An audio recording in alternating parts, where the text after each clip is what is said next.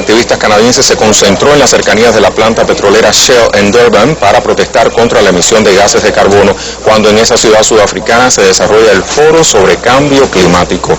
Estos manifestantes exigen a la empresa poner fin a la emisión de gases contaminantes y priorizar la vida y preservación del planeta ante sus intereses económicos. Aseguran que la petrolera viola continuamente los desechos de las comunidades indígenas en las zonas rurales donde instala cada una de sus productoras de combustible. Los activistas advierten que la conferencia ha llegado a su tercer día sin mostrar señales de progreso en el logro de un consenso global. Y la Alianza Bolivariana para los Pueblos de Nuestra América ALBA denunció que en Durban existe un grupo de países desarrollados que se niegan a ser parte de un segundo periodo de compromiso del Pacto de Kioto por la defensa del medio ambiente y contra el cambio climático. Los diplomáticos que representan al ALBA en la cumbre de Sudáfrica aseguran que se abrió la posibilidad de que se eche por tierra el protocolo de Kioto y la Convención de la ONU con sus mecanismos, sus mandatos, sus regulaciones, sus metas de mitigación para instaurar otro que no ofrezca las condiciones necesarias para hacer frente al cambio climático, cuyo contenido no está claro, ni sus normas, ni cuánta flexibilidad tendrá. El ALBA asegura que es el momento de evitar una situación terrible por la posible inhabilitación de ese acuerdo que establece el objetivo de reducir las emisiones de gases de efecto invernadero. Bueno, esta conferencia en Durban, y quiero comenzar con el profesor Luis, es una conferencia sobre el cambio climático, profesor, y creo que sería bueno comenzar dando algunos antecedentes. ¿En qué, vamos a decir, situación climática, medioambiental, llega esta conferencia de Durban en Sudáfrica? Bueno, muy buenas noches a televidentes y radiovidentes y a los colegas aquí en la mesa. Bueno, quizás valdría la pena hacer un pequeño, muy corto recuento. Hay que decir en primer lugar que el origen de que se negociara una convención marco sobre cambio climático, sus inicios, su origen estuvo en la ciencia, en una base científica. Hay que decir que el tema del calentamiento por la presencia en la atmósfera de los llamados gases de efecto invernadero es un tema muy viejo. Pues ya un científico sueco, Svante Arrhenius, que vivió entre el 1859 y 1927, señaló la relación que había entre la cantidad de dióxido de carbono en la atmósfera y el posible aumento de la temperatura y advirtió sobre este tema. O sea que es un tema que se empezó a hablar científicamente de él hace bastante tiempo, que después dormitó un tiempo porque aparecieron otras teorías de tipo relacionadas con la relación Sol-Tierra y la advertencia de Arrhenius quedó un poco ahí sepultada. Pero ya en el 79 un científico suizo, Wallace Broecker, pues acuñó la frase del calentamiento global, diciendo que la emisión de gases de efecto invernadero podía conducir a un calentamiento global.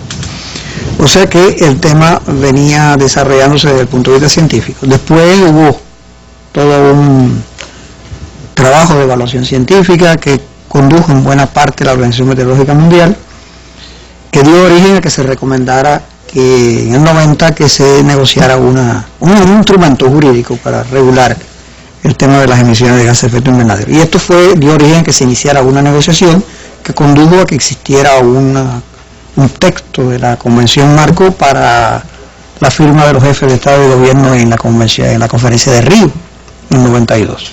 Y en el caso de los políticos, fue nuestro comandante en jefe Fidel Castro uno de los que dio un puntillazo importante, para iniciar este debate internacional. Sí, ahí está su famoso discurso donde dice que una especie está en peligro de extinción, el hombre, esa famosa frase, y que el tiempo le ha ido corroborando.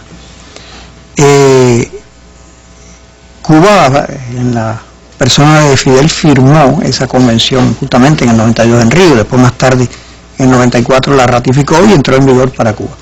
Pero después se negoció el protocolo de Kioto, que es un instrumento que se negoció dentro del marco de la convención, no es un instrumento aparte, es parte del proceso de la convención. Y siempre la ciencia ha estado guiando el proceso de negociación. Si se analizan todos los hitos en el proceso negociador, siempre en cada fase ha habido un impulso científico, una nueva evaluación que ha impulsado la negociación. O sea que esta es una convención que tiene una base científica y que se negoció sobre la base del llamado principio de precaución, o sea, aunque exista determinada incertidumbre científica en cuanto al cambio, no es motivo para que no se tomen las medidas correspondientes para evitarlo. O sea que es un principio que en medio ambiente se usa en casi todos los instrumentos jurídicos. O sea que siempre ha habido este contexto científico, este elemento que ha sido el que ha empujado a los políticos a actuar. Pero también están las noticias, profesor, las pruebas. Hemos visto, por ejemplo, los datos que se dan sobre el propio año 2011, un año muy cálido. O sea que la propia realidad le va dando, vamos a decir, razón, ¿no?, a esa evidencia científica, y también de alguna manera apura, ¿no?, a esto que está sucediendo en Durban, ¿no?, a llegar a un acuerdo. Sí, es que la ciencia lo que ha ido es corroborando que el proceso de calentamiento de la atmósfera continúa, y el mejor indicador es que los gases, llamados gases de efecto invernadero, que son los causantes del proceso de calentamiento por la acción humana, siguen en aumento, y la Organización Meteorológica Mundial acaba de declarar en el propio Durban que ese aumento ha seguido, y que el 2010 hubo unos incrementos sustanciales de estos gases de efecto invernadero. Y hay que decir también que en esa propia declaración de la Organización Meteorológica Mundial, donde habla de los gases de efecto invernadero y de que han continuado su crecimiento, dice que la función de esta organización es, dice, y lo voy a leer textualmente lo que dijo el secretario general: nuestro papel es proporcionar los conocimientos científicos para fundamentar la acción de los tomadores de decisión. O sea, esta organización y los científicos dan los elementos y los políticos toman las decisiones.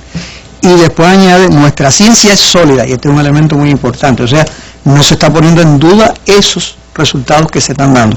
Se dice que la ciencia es sólida, y lo demuestra de manera inequívoca en el mundo, que el mundo se está calentando y que este calentamiento se debe a las actividades humanas. O sea, esto se reafirma justamente en el contexto de Durban, en un evento organizado por la Organización Meteorológica Mundial, que es la que suministra esta evaluación científica. Como decía, 2011 vuelve a ser, aunque no ha concluido, pero ya hasta octubre, analizando la información disponible hasta octubre, ya se configura como uno de los años más cálidos, de los 13 más cálidos registrados. El 2009 y el 2010 también lo fueron.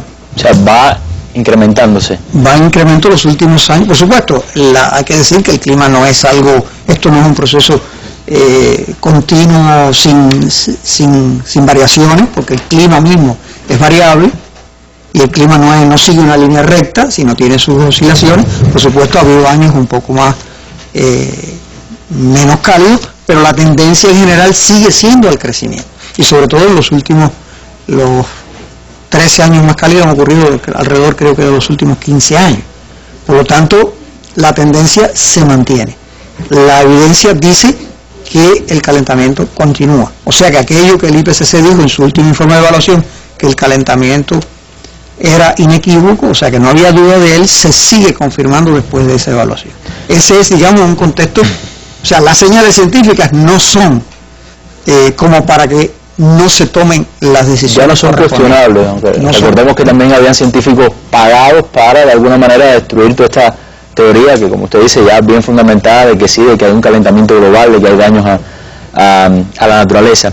Pero cuando vamos a Durban, ya a las informaciones, Elsa, sobre la conferencia en sí, o sea, no vemos, a ver, lo que se nota es el pesimismo, y muchas veces se califica a esta conferencia como un esfuerzo desesperado ya, que tiene que ver mucho, Elsa, supongo, con lo que pasó ya en conferencias anteriores, sobre todo en Dinamarca y en México, ¿no? Un saludo para todos los que toman contacto con nosotros a esta hora. Tú tienes razón, hay mucho pesimismo sobre esta conferencia, sobre esta cumbre, tanto por parte de los que están observando desde afuera como por sus propios participantes. Y ese pesimismo está basado, en efecto, en lo que ha ocurrido en las cumbres anteriores, donde si no hay un fracaso total, porque la de Copenhague se puede decir que fue un fracaso, no, o sea, una cumbre que terminó sin acuerdos, y la de Cancún, bueno, la de Cancún tampoco, aunque se tomó el acuerdo de un financiamiento a partir del 2013 a los países más pobres, pero eso todavía, ese fondo todavía no se ha creado y no se sabe tampoco cómo se va a crear, porque sencillamente sería un fondo de 100.000 millones de dólares.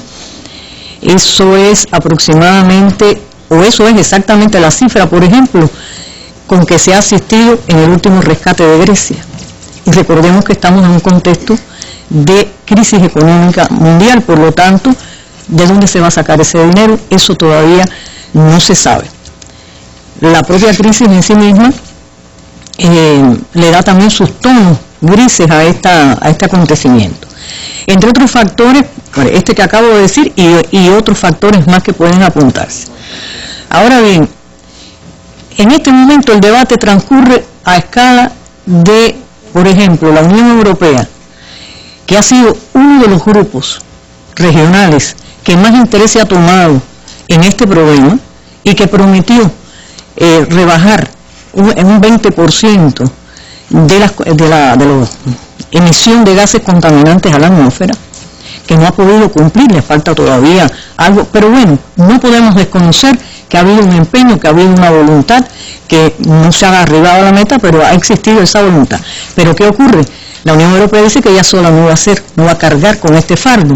Además sería ilógico por cuanto no es solamente ese grupo de países, ese grupo de países contamina en alrededor de un 11%, que según los cálculos que he podido leer aquí, por allá, equivale a una tonelada apenas de estos gases en cuestión que están dañando a nuestro planeta y la vida, todas las formas de vida que contiene. Eso mismo dicen otros países también. Rusia, por ejemplo, que había suscrito el protocolo de Kioto y que ha estado de acuerdo en participar de los esfuerzos, dice lo mismo, que no va a hacer, que mientras tanto el mayor contaminante mundial, que sigue siendo Estados Unidos, aunque están achacando a China ese primer sitio, sea de una forma u otra, llegado el caso, están compitiendo por ese lugar. Mientras Estados Unidos no suscriba estos compromisos, no tiene sentido que el resto de los países desarrollados, ni mucho menos los no desarrollados, se comprometan a algo, porque sencillamente no se va a cumplir. ¿Y cómo ha sido hasta ahora el papel de Estados Unidos en esto? En primer término, se negó a suscribir el Tratado de Kioto, así que si no firmó el de Kioto, tampoco va a firmar un Kioto 2, no ha mostrado voluntad para eso. Incluso, por ejemplo, el actual asesor de Obama para estos temas está planteando que la política interna que se está desarrollando en Estados Unidos no es proclive, no es propicia para asumir un contrato de esta naturaleza, o sea, un compromiso para rebajar los elementos contaminantes o para trabajar en ese terreno.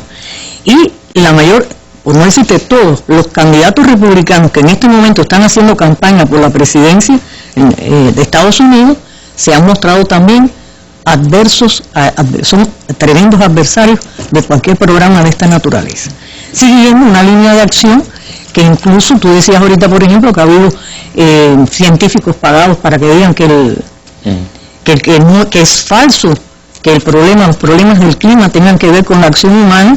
Sin embargo, se sabe, eso fue denunciado por científicos norteamericanos ya hace bastante tiempo, que ellos hicieron investigaciones específicas, dieron el resultado, sus informes correspondientes a esos estudios y no fueron publicados.